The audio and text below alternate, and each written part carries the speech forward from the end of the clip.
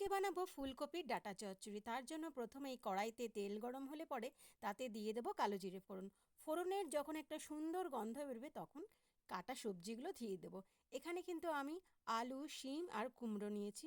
আপনারা চাইলে আপনাদের পছন্দ মতন সব সবজি দিতে পারেন। সবজিগুলো কিন্তু একটু ভালো করে ভেজে নেব। আর হ্যাঁ, সবজিগুলো কিন্তু একটু যতটা সম্ভব সরু সরু করে কাটতে হবে, কারণ ডাঁটাগুলো তো সরু সরু করে কেটেছি। আর ডাঁটাগুলো কিন্তু আমি আগে থেকেই একটু নুন দিয়ে গরম জলে ভাপিয়ে রেখেছিলাম। এবার ডাঁটা আর কাঁচা লঙ্কা চেরাটা দিয়ে আবার সবজির সঙ্গে সেগুলোকে ভালো করে ভেজে নেব। আর ভাজা হয়ে গেলে পরে তাতে দিয়ে দেবো, এবার একটুখানি ভেজে নিয়ে তারপরে দিয়ে দেবো পরিমাণ মতো নুন আর হলুদ।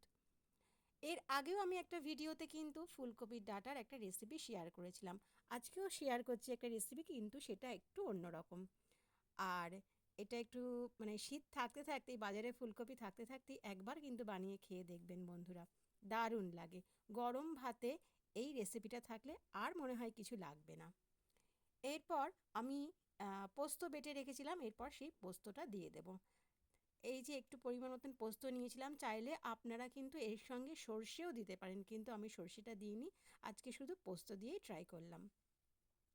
এরপর এটা একটু ভালো করে ভেজে নিয়ে তাতে দিয়ে দেবো কাঁচা লঙ্কা বাটা। কাঁচা লঙ্কা আমি আগেও চেরা দিয়েছিলাম, আবার একটু মানে কাঁচা লঙ্কা বাটা দিচ্ছি। এটা একটু বেশ ঝাল ঝাল হলে খেতে কিন্তু দারুণ লাগে।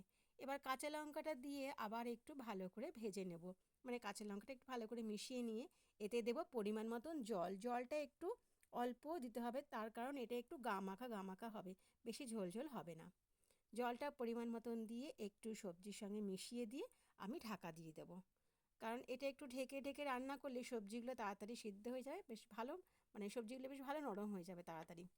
তারপর ঢাকা খুলে এবার একটু ধনেপাতা কুচি ছড়িয়ে দেব। ধনেপাতা কুচির সঙ্গে আপনারা চাইলে একটু কাঁচা তেলও দিতে পারেন, কিন্তু আমি দিইনি। চাইলে আপনারা দিতে পারেন, বেশ একটা সুন্দর গন্ধ হয়। এবার কিন্তু আমি ঢাকা দিয়ে গ্যাসটা অফ করে দেব। তাহলে কী হবে, ধনেপাতার গন্ধটা বেশ তরকারির মধ্যে মিশে যাবে। ব্যাস রেডি হয়ে গেছে ফুলকপি ডাঁটা চচ্চড়ি।